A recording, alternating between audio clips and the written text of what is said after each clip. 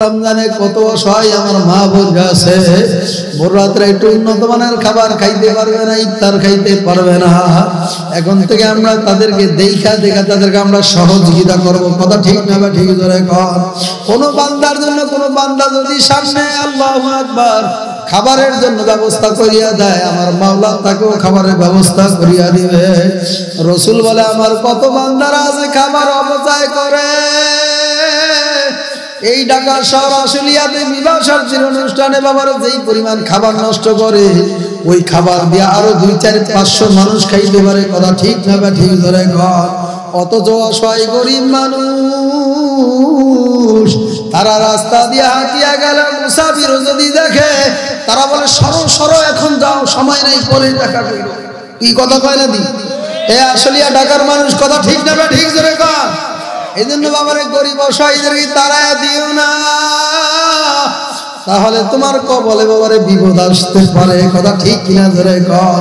তুমি কয়দিনে বড়লোক হইছো, এমন এক সময় ছিল তোমার টাকা পয়সা ছিল না, ধন দৌলত ছিল না। কথা ঠিক কিনা ধরে কর। এই জন্য আমার মাওলার ভয় করো, মাওলার আযাব গজবকে ভয় করো, আমার মাওলার পরিচয় নিয়ে তারপর আমার মাওলার কবরে যাইও। কারণ আল্লাহর হাবিব বলেন আল কবরু রাউযাতুন মিন রিয়াজিল জান্নাহ আও হুফরাতুন মিন হুফারিন নার। কোন মুমিন বান্দা নামাজীওয়ালা দিনদার আল্লাহ ওয়ালাদের জন্য কবরটা একটা জান্নাতের বাগান হয়ে যাবে। আল্লাহু আকবার। কোন নাফরমান সুদখোর ঘুষখোর বেনামাজির জন্য কবরটা একটা জাহান্নামের গর্ত হয়ে যাবে। বলেন নাউযুবিল্লাহ। বান্দা বান্দি সহ্য করতে পারবি, মনের বুঝা তারপর আমার মাওলার কবরে যাইও। এ দুনিয়াদার পাগল আমার বাবারা, পর্দালের মা আমার বোনেরা, আল্লাহ রাবি বলে মান বাকা মিন খাশিয়াতিল্লাহ হারামাল্লাহু তিলকাল আইনা আলান নার। যেই বান্দা বান্দিরা আমার মাওলার ভয়, জাহান্নামের ভয় চোখে পানি ফেলায়া কাঁদবে, ওই বান্দা বান্দিদেরকে আমার মাওলা মাফ না করিয়া পারবে না। আশুলিয়া ঢাকার বাইরা মাথাটা একটু নিচা করিয়া মনটারে বুঝাই দেখে, মন কবর কেমন ঘর, অন্ধকারের ঘর, পোকামাকড়ের ঘর, সাপ বিছুর ঘর। কবর তোমাকে আমাকে ডাকা, আনা বাইতুল ওয়াহদা, আনা বাইতুল দূর, আনা বাইতুল জুলমা, আনা বাইতুল গরবা। আমার মাওলার ডাক দিয়ে বলে আমি কবর একাকির ঘর, অন্ধকারের ঘর, পোকামাকড়ের ঘর, আমি কবর সাপ বিছুর ঘর। যেই কবরের সাথীও নাই, বাতিও নাই, বন্ধু নাই, ওই কবরে একা একা কেমনে থাকবা, মনের বুঝা তারপর মাওলার কবরে যায় শুইও। হাকিকত সে দু দুনিয়া বে খবর হয়, দুনিয়া কি নুমাইশ पर नजर है हर तमन्ना दिल से रखसाद हो गई। अब तू आजा, अब तू खलवा आ गई। तो तौफीक तो तौफीक तो हमरे तू यामानत व इदाबत हमरे तू आशिकारा मिल्लत मज़हब जुदास आशिकारा मिल्लत मज़हब खुदा आशिकारा रोज़ महशर बाक़यामत करेरीस आशिकारा तमाशा इजामाले यारेनी। जाकिरीन बंदा बंदिरा दुनिया বৈশামান মাওলার নামের জিকির করছে। জাকিরিন বান্দারা বাবার তাকবীরুল্লাহ সাথে নামাজ আদায় করছে। জাকিরিন বান্দাদেরকে আমার মাওলা কিয়ামতের ময়দানে জান্নাতের মেহমান বানায় দিবে, জাহান্নামীদেরকে জাহান্নামে বানায় পাঠায় দিবে। জাহান্নামীরা জাহান্নামের দেওয়াল টপকাইতে থাকবে আর উঠতে থাকবে। জাহান্নামীরা দেওয়াল বাইতে বাইতেই মনে হয় ভাবে যে আমি মনে হয় পার হয়ে গেলাম।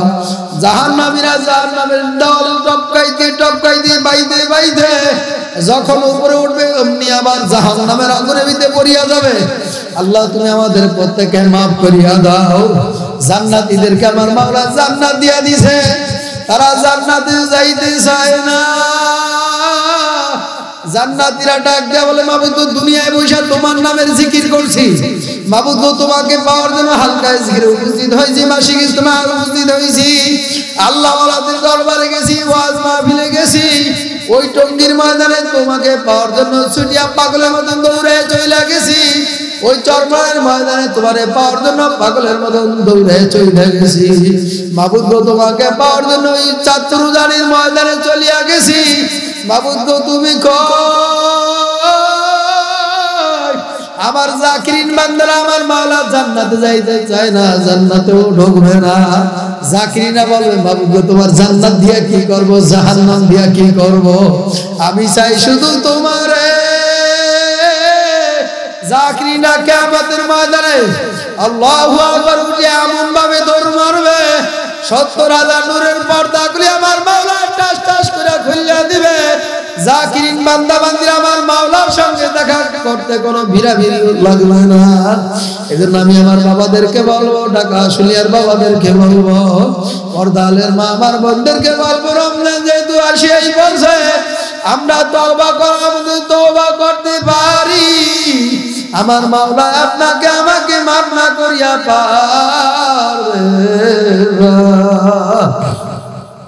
কুল ইয়া ইবাদিয়াল্লাযীনা আসরাফু আলা আনফুসিহিম লা তাকনাতু মির রাহমাতিল্লাহ ইন্নাল্লাহা ইয়াগফিরুয যুনুবা জামিআ বাযা বাযা আরশে হাস্তি বাযা দরকা ফেরামত পুরুস্তি বাযা।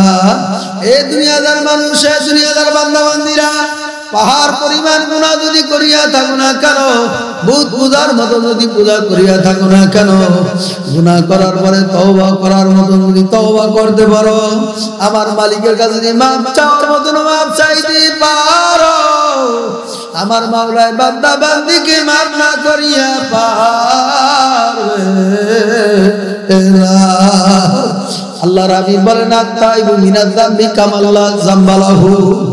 এই মজলিস হইল তওবা করার মজলিস, এই মজলিস হইল বাবারে গুনাহ থেকে ফিরিয়ে আসার মজলিস। যেই বান্দা বান্দিরা আমার মাওলার কাছে তওবা করতে পারবে, আমার মাওলার কাছে মাফ চাইয়া ফিরিয়ে আসবে। আত্তাইবু মিনাজ যামবি কামাল্লা যামবালাহু। আল্লাহর হাবিব বলেন একটা সন্তান মায়ের গর্ভে থেকে যেরকম ভূমিষ্ঠ হয়ে দুনিয়াতে আসে, ওই সন্তানের মাসুমের যেরকম তার আমলনামায় কোনো গুনাহ নাই, যারা মজলিসে বসিয়া তওবা করতে পারবে তাদেরকে আমি মাওলা এরকম মাসুম বানায়া দিব। জোরে কান সুবহানাল্লাহ। বাবারে চোখে তো মোটো পানি আসে না, আল্লাহর হাবিব বলেন ইবুকু ফাইল্লাম তাবুকু ফাতাবাকু। ঘর পুড়িয়া গেলে চোখে পানি আসে, বাবা মারা গেলে চোখে পানি আসে, ছেলে মারা গেলে চোখে পানি আসে, মেয়ে মারা গেলে চোখে পানি আসে, স্ত্রী মারা গেলে চোখে পানি আসে। আর তোমার আমার জন্য যে জাহান্নামের আগুন জ্বলিয়া রয়েছে, তোমার আমার চোখের পানি ছাড়া বুঝি ঠান্ডা হবে না। কিয়ামতের ময়দানে আমার মাওলা বান্দা বান্দি থেকে প্রত্যেকের তার নেয়ামত সম্পর্কে আমার মাওলা জিজ্ঞাসা করবে। কথা ঠিক না ঠিক জোরে কর।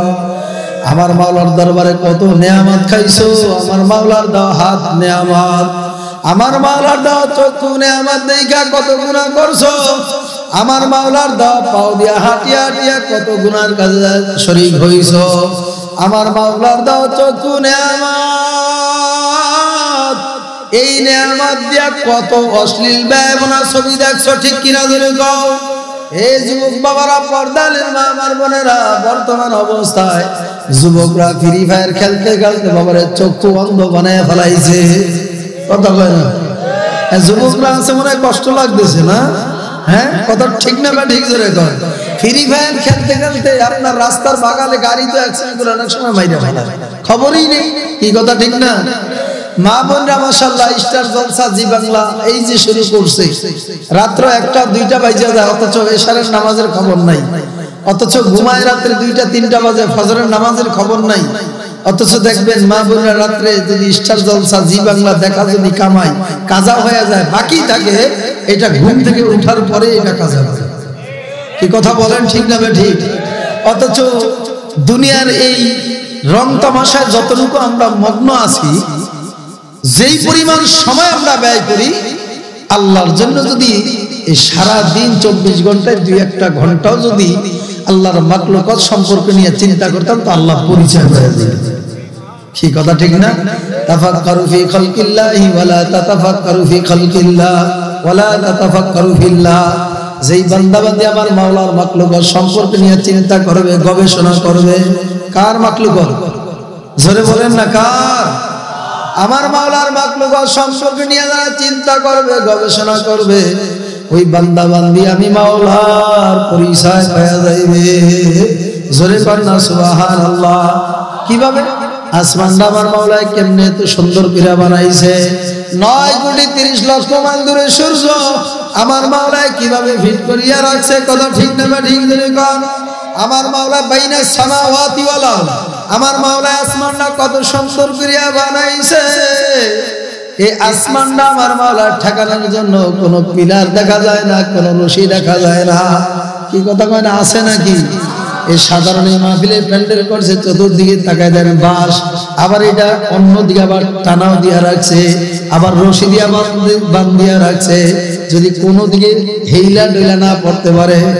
সুবহানাল্লাহ। আর আমার মালিক খুঁটিবিহীন এত বড় বিশাল আসমান কেমনে আমার মালিক ঠেকায় রাখছে। এই শুধু বান্দা বান্দি এতটুকু চিন্তা করো, বান্দা একবার নেশ ছাড়ো আর একবার উঠাও, নেয়ামত কার? কার নেয়ামত? জোরে বলে। দুনিয়ায় তো মানুষ কিছু, আল্লাহ পাক কিছু মানুষকে কিছু আযাব গজব নেয়ামত সব আল্লাহ দেখায় কি দেখায় না? জোরে করে দেখায়। এটা আমরা দেখতে পারছি করোনার সময়। কি কথা কয় না? অক্সিজেনের অভাবে মানুষ মারা গেছে, রোগী মারা গেছে। কি কথা কয় না? আর আমরা প্রত্যেক দিন এমন কোন দিন নাই লক্ষ লক্ষ টাকার অক্সিজেন আমরা ব্যবহার করতেছি। সুবহানাল্লাহ বলেন না? হ্যাঁ, নেয়ামত কার? কোটি কোটি। আল্লাহ পাক যদি কিয়ামতের ময়দানে জিজ্ঞাসা করে, আব্দুর রহিম, আব্দুল করিম, আমার দরবারে কি নিয়ে আসছো? আমার এত নেয়ামত খাইছো, একটা নেয়ামতের হিসাব দাও। কত হাজার হাজার কোটি কোটি গ্লাস পানি পানি করছে। আল্লাহ যদি জিজ্ঞাসা করে, বান্দা আব্দুল্লাহ, আব্দুল করিম, তোর এই হায়াতের জিন্দেগিতে কত গ্লাস পানি পান করছো? দুনিয়ার ভিতরে কোনদিন তোর কাছে আমি 1 টাকাও আমি চাই নাই, বিনিময় চাই নাই। আমার কত হাজার হাজার গ্লাস পানি পান করছো? এই 1 গ্লাস পানির হিসাব দিয়া তারপর সামনে যাও। মনে হয় হিসাব দিয়ে দিতে পারবো? হ্যাঁ, কে বানাইলো? পানিটা কোথা থেকে আসলো? সাগরের ভিতরে ভাটা সব শুকিয়ে যায়, আবার যখন জোয়ার আসে সব ভরে যায়। কে? এত সুন্দর নেয়ামত আমাদেরকে কে দান করছে? সাগরের ভিতরে বড় বড় মাছ, রঙের বিরঙের মাছ কে দান করছে? কত রকমের ফল ফ্রুট খাইতে দিছি। সুবহানাল্লাহ ওয়া বিহামদি। এক এক ফলের এক এক মজা, এক এক ঘ্রাণ আছে না নাই? কে লাগাইছে? জোরে বলেন না, কে লাগাইছে? আল্লাহু আকবার। এই মালিকের চিনার দরকার আছে না নাই? এই মালিকের চিনে তারপর কবরে যাওয়া লাগবে কি লাগবে না? জোরে বলেন। এইজন্য আমি আমার বাবাদেরকে বলবো, ঢাকা আশুলিয়ার ভাইদেরকে বলবো, মাইকের আওয়াজ যত দূর যায়, আজকের এই মাহফিলকে আমরা গনিমত মনে করব। রাজি আছি না ইনশাআল্লাহ? আর ভাই হেলায় দোলায় তো সময় কাইটা যাইতে, টিভির দোকানে, চার দোকানে, রেস্টুরেন্টে ঢুকলে তো ঘন্টার পর ঘন্টা চলে যায়। রাত্রে 1টার পর যদি প্রেমিকা কোনো মতে মিস কল দিতে পারে, ওই প্রেমিকার সারা রাত্র কোনো ঘুম নাই, সব হারাম হয়ে যায়। অপেক্ষায় প্রেমিকা, অপেক্ষায় তাকে কোন সময় আমার ভালোবাসার মানুষ কল দিবে। কথা কয় না কেন? আরে ভাই, প্রেমিকার জন্য এত জীবনটারে সময় নষ্ট করার সুযোগ পাও, আর আল্লাহর কাজের জন্য, দিনের কাজের জন্য, নিজের নেক আমল করার জন্য আজও তো পর্যন্ত চিন্তা করলাম না কোথায় গেলে আল্লাহর পরিচয় পাওয়া যায়, কোথায় গেলে নেক আর আমল করা যায়। এই জায়গাগুলো খুঁজা খুঁজা বাইর করি। কি ভাই কথা ঠিক না? যদি আমার ভিতরে, এই অন্তরের ভিতরে ভয় থাকতো, তাহলে আজকে আল কারিম ইসলামিয়া মাদ্রাসায় আজকে আশুলিয়া সাভার, বলেন তো এই ময়দান যেই পরিমাণ জায়গা করছে, প্রত্যেক ঘর থেকে এক একজন করে আসলে জায়গা হইতো। জোরে বলেন হইতো? হ্যাঁ, এরপর আল কারিম মাদ্রাসার মুতাবিন সব যদি আবার পোস্টারে এক কোনায় লেখা দিত যারা আসবে তাদেরকে 100 টাকা করে দেওয়া হবে, আর রাত্রে মোটামুটি ভিআইপি ভাবে খাবারটাও দেওয়া হবে, তাহলে মোটামুটি মানে লোক আর হইতো না। হ্যাঁ, আর যদি এতটুকু মোতাবিন সব লেখা দিত যারা ভিআইপি মেহমান আছে এদেরকে মোটামুটি ভাবে দূর দূরান্ত থেকে যারা আসবে তাদের ভাড়া বাবদ 500 টাকা করে দেওয়া হবে, এবং মোটামুটি ভাবে ভালো একটা উন্নত মানের খাবার দেওয়া তাদের জন্য রেডি থাকবে। আচ্ছা তাই বলেন তো, এই আজকের এই মাঠের ভিতরে যে জায়গা আছে, আমার তো মনে হয় এর চেয়ে যদি 50টা মাঠ 1000 মাঠ হইতো এই মাঠে তো জায়গা ধরতো না। কি বলেন, কথা ঠিক না? কিশোর মজদুর যারাই আছে মাশাআল্লাহ কাজ কাম করে, খেতে টাকা যে বান্দাগুলো আছে মোটামুটি যারা দিন আনে দিন খায়, রিকশা চালায়, অটো চালায়, ভ্যান চালায়, তারাও চিন্তা করে আজকে কাজ বাদ দেবে না, ওইখানে গেলে তো হাজিরা পাওয়া যাবে। কি কথা ঠিক না ঠিক? আসলে দুনিয়াতে এখানে কেউ কিছু দেওয়ার মতন নাই। এইখানে আসলে দুনিয়ায় যদি ফসল না পাওয়া যায় কোথায় পাওয়া যাবে? জোরে বলেন। মাবুদ গো, তোমার বান্দারাই আসলে আজকাল কারিম মাদ্রাসার মাহফিলে আসছে গুনাহ নিয়া, আর এই ময়দান থেকে আখিরি মোনাজাত দিয়া বিদায় নিবে নেকার আমল নিয়া। কথা ঠিক না বেটি? জোরে কর। এজন্য আমি আমার বাবাদেরকে বলবো, রাত্র গভীর হয়ে গেছে, অল্প সময়ের জন্য একটু ধৈর্য ধারণ করিয়া বসো। হইতে পারে আপনার আমার জীবন আমার মাওলায় পরিবর্তন ঘটাইয়া দিতে পারে। কথা ঠিক না বেটি? জোরে কর।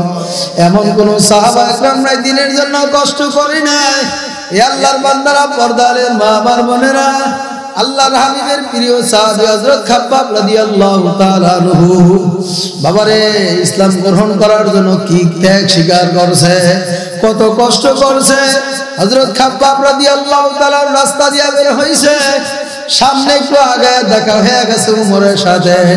ওমর রাদিয়াল্লাহু তাআলা ডাক দিয়া বলে, ভাই খাব্বাব, দিনের জন্য তুমি কি পরিমাণ কষ্ট করছো, দিনের জন্য কি পরিমাণ ত্যাগ স্বীকার করছো। ওমর ডাক দিয়া বলে, ভাই খাব্বাব,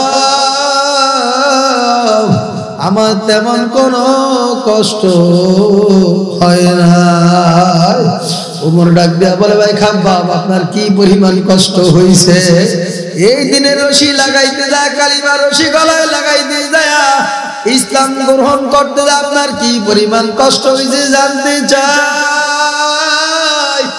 খাব্বাব রাদিয়াল্লাহু তাআলা দুই চোখের পানি ফালাইয়া ডাক দিয়া বলে, ভাই উমর, আমি খাব্বাবের কোনো ভাষা নাই, আমার বলার ভাষা নাই, আমি বলতেও পারবো না। খাব্বাব রাদিয়াল্লাহু তাআলা ডাক দিয়া বলে, ভাই উমর, আমার পিঠের জামাটা একটু উঠায়া দেখো, আমি খাব্বাব দিনের জন্য কি পরিমাণ কষ্ট করছি, কি পরিমাণ ত্যাগ স্বীকার করছি। ওমর রাদিয়াল্লাহু তাআলা যখন খাব্বাবের পিঠের জামাটা উঠাইছে, খাব্বাব রাদিয়াল্লাহু তাআলা পিঠের দিকে তাকায় দেখে বড় বড় পাথরের মতন বড় বড় দাগ পিঠের মধ্যে পড়িয়া রইছে। খাব্বাব রাদিয়াল্লাহু তাআলার পিঠের মধ্যে বড় বড় কালো কালো দাগ পড়িয়া রইছে, হাড়ির ভিতরে দাগ লাগিয়া রইছে।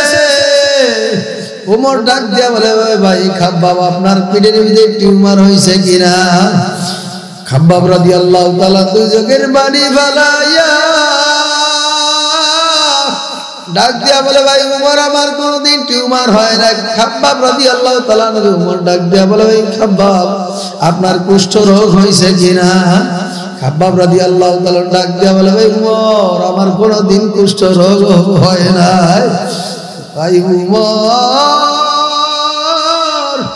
বেঈমানরা আমি কালিমা পড়ার অপরাধে আমার পিঠের ভিতরে এমন ভাবে অত্যাচার করছে, এমন ভাবে রুলার একের পর এক রুলার চালাইছে,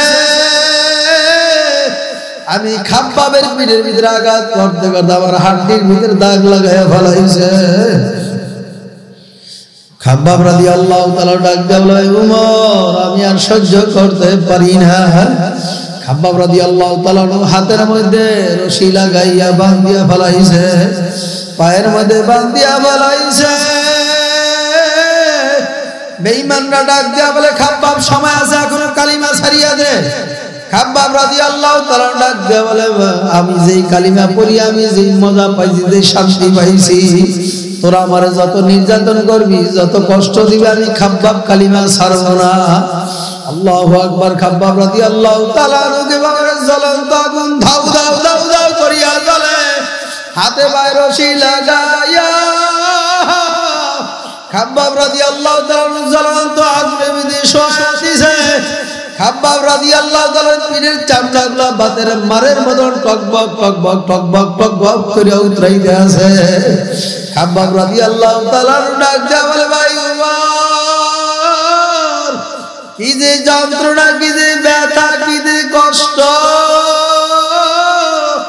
আমি আর সহ্য করতে পারি না খাব্বাব রাদিয়াল্লাহু তাআলা ডাক দিয়া বলে ভাই ওমর আমি দেখতে আছি আমার পীরের চামড়াগুলি আল্লাহু আকবার আগুনের তাপে আমার পীরের চামড়াগুলি আলাদা আলাদা হয়ে যাইতেছে আমার পীরের চামড়াগুলি ফসফস ফসফস করে উতরাইতেছে আমি দেখতে পাই ঈমানরা আমাকে নির্যাতন বন্ধ করে নাই খাব্বাব রাদিয়াল্লাহু তাআলা এরপর নির্যাতন তারা বন্ধ করে নাই খাব্বাব রাদিয়াল্লাহু তাআলা কে বাবার গরম তেল উত্তপ্ত তেল এই তেলের মধ্যে খাব্বাব রাদিয়াল্লাহু তাআলা কে শোয়া দিয়েছে বাবারে তোমার আমার কোন ইসলাম গ্রহণ করতে যায় দ্বীনের কালিমা পড়তে যায় তোমার আমার কোনো কষ্ট হয় না শরমও দেওয়া লাগে না সাহাবা একরামের দিকে তাকায় দেখো তারা দ্বীনের জন্য কি পরিমাণ কষ্ট করছে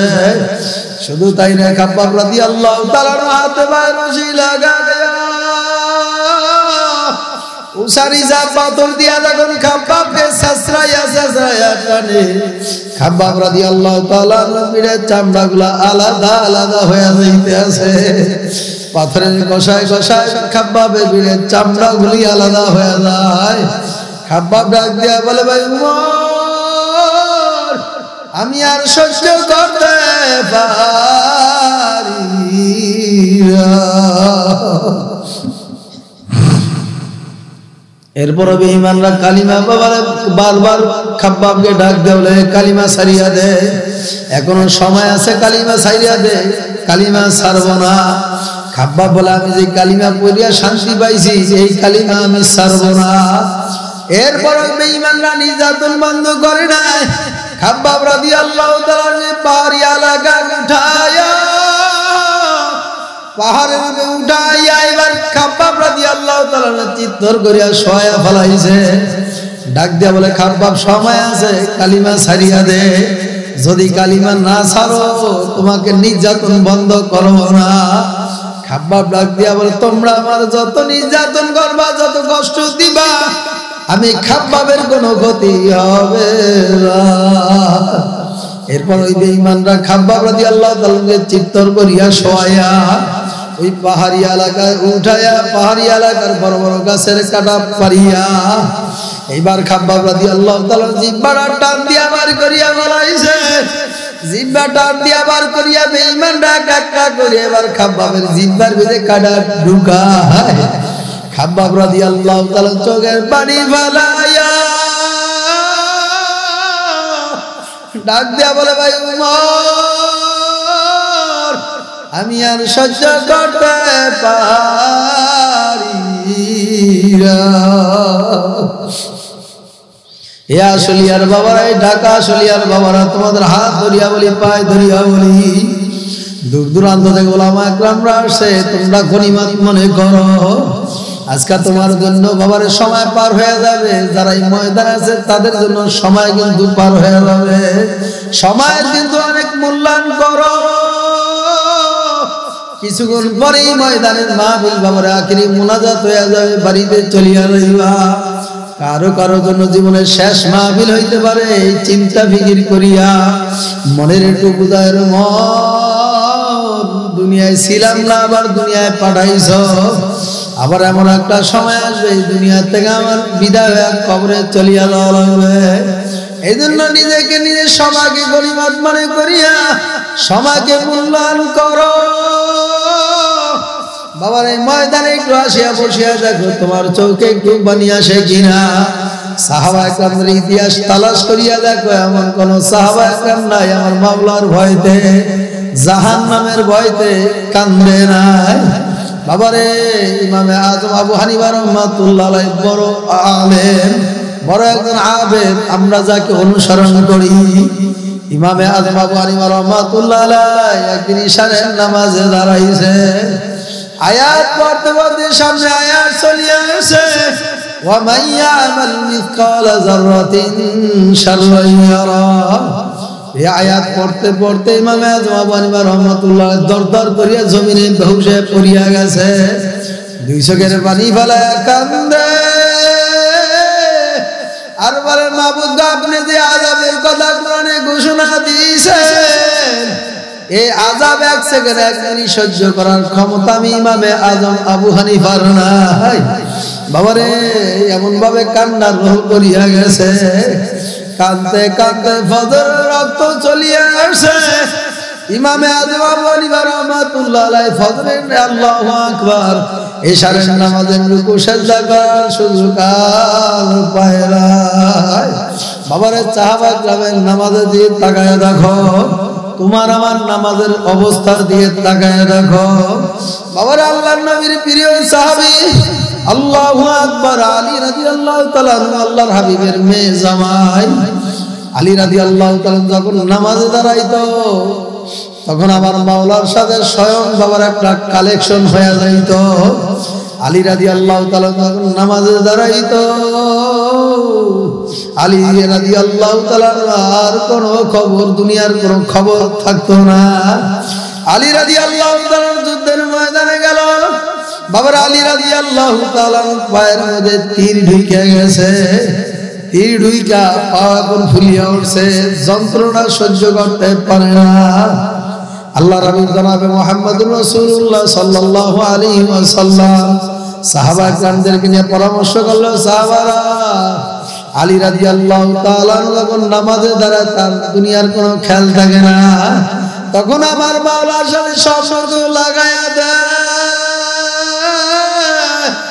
আমার আলীর পায়ের মধ্যে তীর ঢুইকা গেছে, পা ফুলিয়া উঠছে, কত যন্ত্রণা আলী তাও কোনো অনুভব করে না।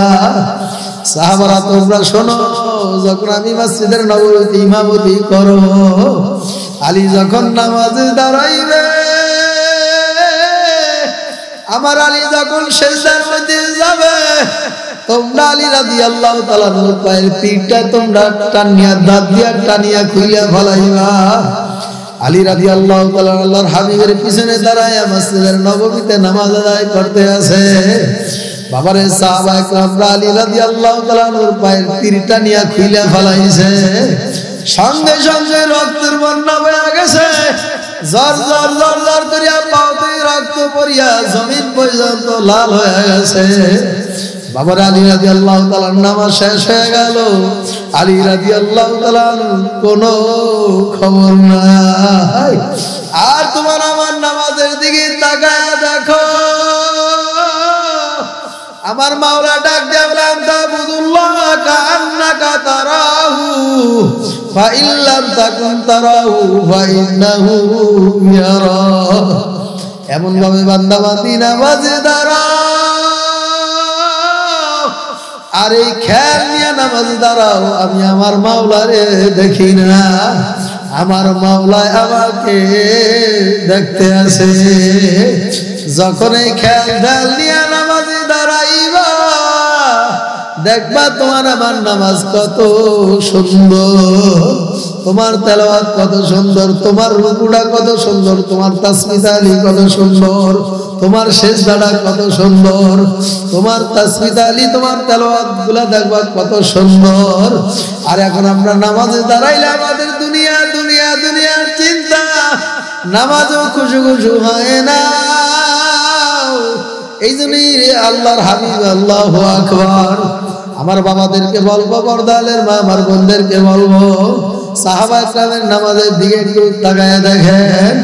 আল্লাহর হাবিব নামাজের মধ্যেই আল্লাহর সঙ্গে সরাসরি বাবারে মেরাজ করছে।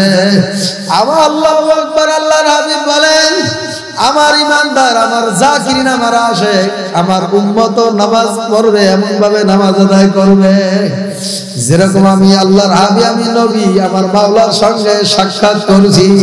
কিয়ামতের ময়দানে আমার বান্দা বান্দিরা আমার মাওলার সঙ্গে সাক্ষাৎ করবে ও নামাজের মাধ্যমে।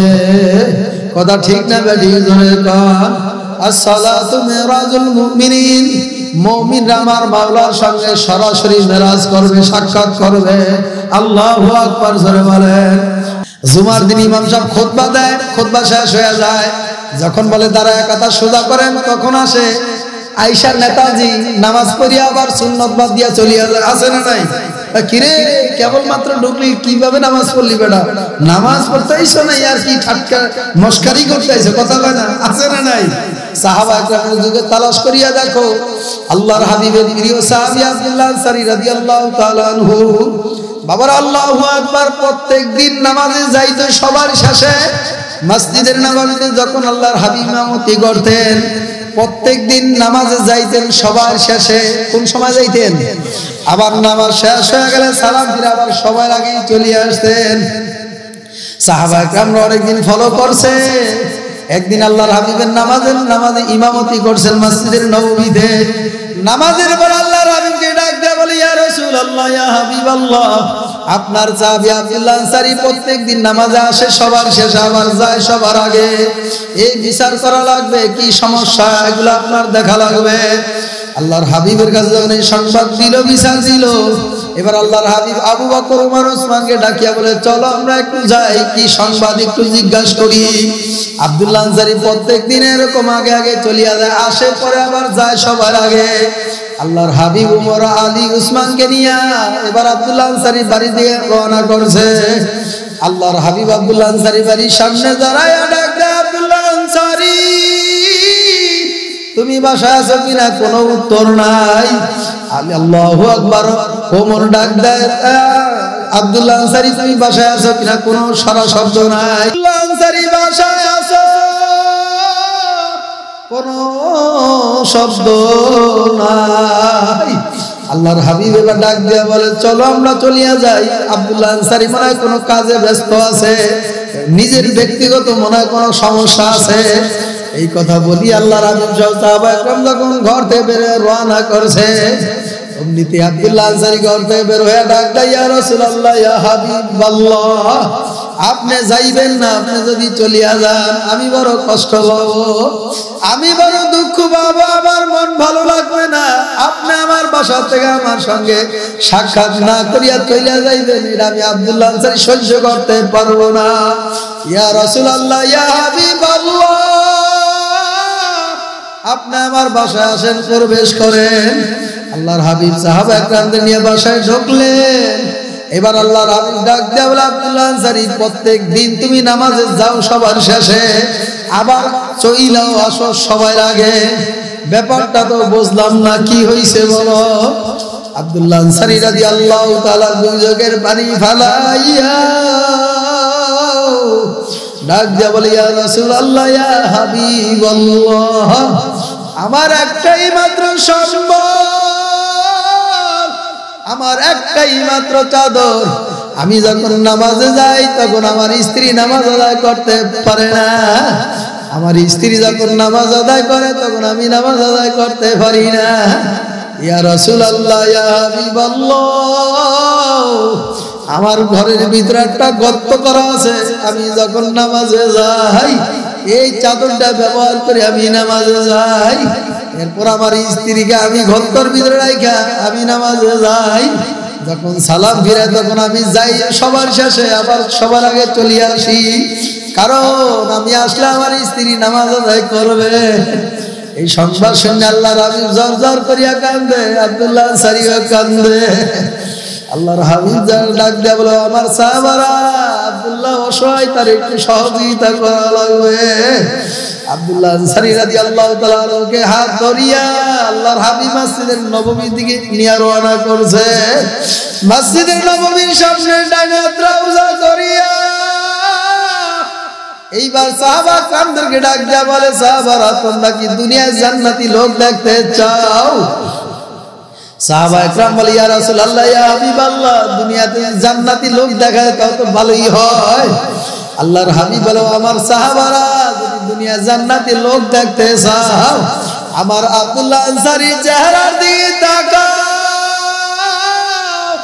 আমার আব্দুল্লাহ আনসারীকে আমার মাওলা দুনিয়ায় জান্নাতের মেহমান বানায়া দিয়েছে। জোরে কোন সুবহানাল্লাহ। এরপর আব্দুল্লাহ আনসারী রাদিয়াল্লাহু তাআলা বাসায় যাবে। আমাদের দেশে তুফান আসলে বন্যা আসলে বাবারে ক্ষতিগ্রস্ত হয়ে গেল আমরা ত্রাণ নিয়ে যাই। আল্লাহর হাবিব সাহাবা একরামদেরকে নিয়ে পরামর্শ কইরা কিছু ত্রাণের ব্যবস্থা করলো। এবার আব্দুল্লাহ আনসারীর বাড়ির দিকে রওনা করছে। আব্দুল্লাহর বাড়িতে ত্রাণ নিয়ে যাবে। আল্লাহু আকবার। আব্দুল্লাহ আনসারী রাদিয়াল্লাহু তাআলা বাসার সামনে গেল। বাবারে কিছু বাচ্চাদের কান্নার আওয়াজ পাওয়া যায়, আউমাউ করে কান্নার আওয়াজ পাওয়া যায়। ইতিমধ্যেই আল্লাহর হাবিবের সঙ্গে আব্দুল্লাহ আনসারীর সামনে সাক্ষাৎ হয়ে গেল। আল্লাহর হাবিব ডাক দিয়ে বলে আব্দুল্লাহ আনসারী তোমার বাসা থেকে কান্নার আওয়াজ পাওয়া যায়। কে কান্দে? মাও করিয়া কান্দে। আব্দুল্লাহ আনসারী দুই চোখের পানি ফেলায়া ডাক দিয়া বলে ইয়া রাসূলুল্লাহ ইয়া হাবিবাল্লাহ আমার সন্তানগুলো পেটের ক্ষুধার তাড়নায় কান্দে। এক সপ্তাহ যাবত আমার ঘরের ভিতরে কোনো খানা নাই। আমার সন্তান দুইটা সন্তান ছোট ছোট মাসুম, তারা বোঝে না কোনটা হালাল কোনটা হারাম। এই জন্য তাদের পায়ের মধ্যে আমি শিকলি লাগায়া ঘরের ভিতরে আটকায় রাখছি। আল্লাহর হাবিব বলে এরা কেন কান্দে? কি জন্য কান্দে? বলে এরা ক্ষুধার তাড়নায় পেটে খিদায় কান্দে। আব্দুল্লাহ আনসারী ডাক দাও ইয়া রাসূলুল্লাহ ইয়া হাবিবাল্লাহ আমার এই ছোট ছোট বাচ্চা দুইটা পেটের ভিতরে ক্ষুধা লাগতো। আমার বাড়ির পাশে একটা ইহুদির খেজুর গাছ আছে। ওই খেজুর গাছে যায় ওরা নিচে হাতিয়া হাতিয়া টোকায়া দুইটা খেজুর একদিন মুখের ভিতরে ঢুকাইছে। ওই ইহুদি ওই নাস্তিকের বাচ্চা ওই ইহুদি আল্লাহু আকবার ইহুদি লোক আমার ওই ছোট ছোট বাচ্চা দুইটার মুখের ভিতর থেকে হাত ঢুকায়া খেজুর দুইটা টাইনা ছাছরায়া মুখের থেকে বের করিয়া ফেলাইছে। আমার সন্তান পেটের ক্ষুধার তাড়নায় কান্দে। এই অবস্থা থেকে আল্লাহর হাবিব ডাক দিয়া বলে আমার সাহাবারা তোমরা কে আছো আব্দুল্লাহ আনসারীর জন্য একটা গাছ কিনে দিতে পারবা? কে আছো আব্দুল্লাহ আনসারীর জন্য দুইটা খেজুর গাছ বরাদ্দ করে দিতে পারবা? বাবারে আল্লাহু আকবার। ওসমান গনি দাঁড়ায় বলে ইয়া রাসূলুল্লাহ ইয়া হাবিবাল্লাহ এই খেজুর গাছ ক্রয় করতে যা টাকা যা শ্রম লাগে যা কিছু লাগবে আমি দিয়া দিই। জোরে করে আল্লাহু আকবার। ওই খেজুর গাছের মালিক ইহুদি, ইহুদির কাছে দৌড়ায় ওসমান গনি চলিয়া গেল। যায় বল জিজ্ঞাসা করে ভাই আপনি খেজুর গাছ দিরা বিক্রি করবেন নি? ইহুদি লোক ডাক দিয়া বলে হ্যাঁ করবো, যদি আমি অধিক লাভ পাই তাহলে আমি বিক্রি করব, লাভ পাইলে তো আলহামদুলিল্লাহ ভালো। এবার আল্লাহু আকবার আব্দুল্লাহ আল্লাহু আকবার ওসমান গনি ডাক দিয়া জিজ্ঞাসা করে আপনার এই খেজুর গাছ কত টাকা হইলে কি হইলে আপনি বিক্রি করবেন? ইহুদি লোক ডাক দিয়া বলে আমার দুইটা খেজুর গাছ যদি কেউ নেয় এই দুইটার পরিবর্তে আমাকে চারটা খেজুর গাছ দেওয়া লাগবে, তাহলে আমি খেজুর গাছ তার কাছে বিক্রি কইরা দিব। ওসমান গনি ডাক দিয়া বলে আমি আব্দুল্লাহ আনসারী দুইটা ছোট বাচ্চাদের জন্য এই দুইটা গাছ আমি ক্রয় করব, আপনি যা চান তাই আমি দিব। ইহুদি লোক বলল এই দুইটা খেজুর গাছের বিনিময়ে আমার চারটা খেজুর গাছ দেওয়া লাগবে। ওসমান গনি রাদিয়াল্লাহু তাআলা ডাক দিয়া বলে শোনো আমার 1000 খেজুর গাছের বাগান আছে, তোমাকে চারটা না এই বাগান থেকে আমি বাঁচিয়া বাঁচিয়া তোমাকে আমি 100 খেজুর গাছ দিয়ে দিব। জোরে বল সুবহানাল্লাহ। বাবারে দুইটা খেজুর গাছের বিনিময়ে 100 খেজুর গাছ বাঁচিয়া বাঁচিয়া ওইখান থেকে ওসমান গনি দিয়ে দিয়েছে। এই কথা বোঝানোর উদ্দেশ্য হলো বাবারা আমাদের সামর্থ্য আছে, আমাদের ভালো পোশাক পরিয়া নামাজ পড়ার মতন সামর্থ্য আল্লাহ আমাদেরকে দান করছে। কথা ঠিক না বা ঠিক ধরে কর আমার মাওলার ভয় করো, করার মতন ভয় করো। বাবারে দুনিয়া তো কিছুই না, ইন্তেকালের পরে আমার সন্তান আদরে সন্তান আমাকে ঘরে জায়গা দিবে না, আমার ইন্তেকালের পরে আমার কলিজার স্ত্রী আমার ঘর আর জায়গা দিবে না। আমার স্ত্রী ডাক দেয়া বলবে আব্দুল্লাহ তোর বাবাকে তাড়াতাড়ি করিয়া ঘর থেকে বের করিয়া বারান্দায় নামায়া রাখো। আমি মায়া গোনার ঘরে থাকতে পারি না। বাবার ছেলের জন্য কত কষ্ট করলাম, মেয়ের জন্য কত কষ্ট করলাম, স্ত্রীর জন্য কত কষ্ট করলাম, মাথার গাম পায়ে ফেলাইয়া উপার্জন করে খাওয়াইলা। ওই আমার সন্তান আমার চিনবে না।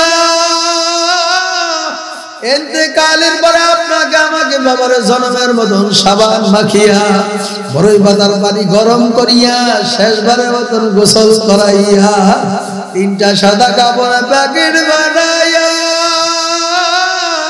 খাটের উপর চড়াইয়া তোমাকে আমাকে মসজিদের বারান্দা আল্লাহু আকবার আল্লাহু আকবার ঈদগাহে নিয়া কলেজের মাঠে নিয়া স্কুলের মাঠে নিয়া জানাজা পড়াইয়া এইবার তোমার আমার কবরে নিয়া চলবে।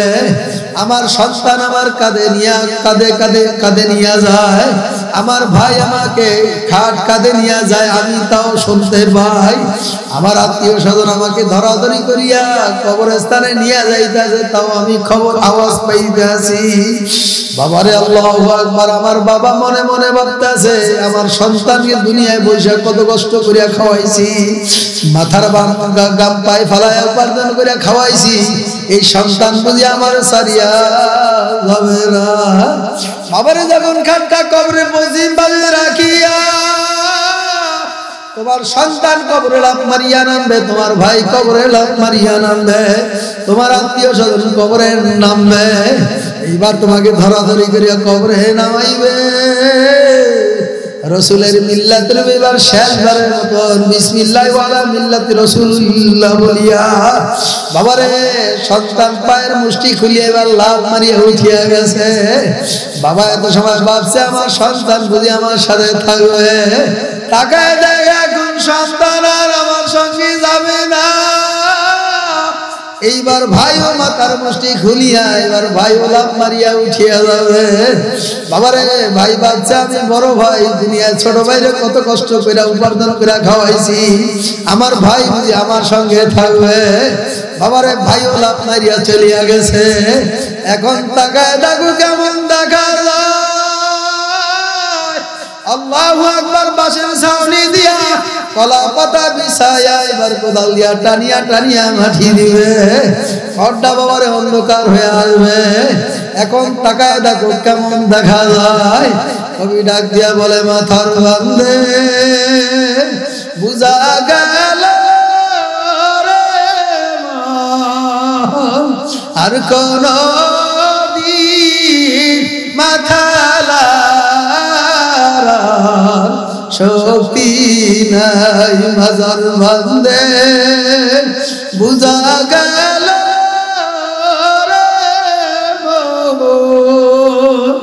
আর কোন দিন উঠে বসার শক্তি নাই পায়ের বান্দে বুঝা গেল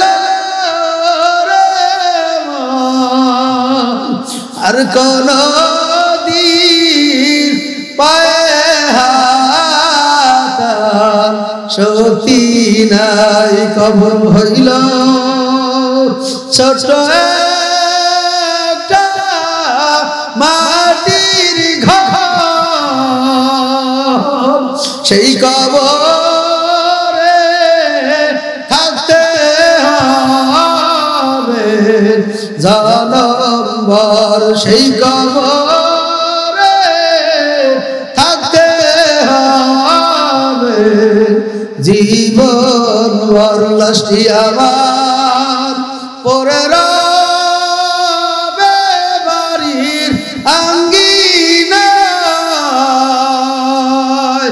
আপনজনা কাঁদবে তারা, আমি না তাকায় আপনজনা কাঁদবে তারা, আমি না থাকায় প্রতিবেশী একে একে আসিয়া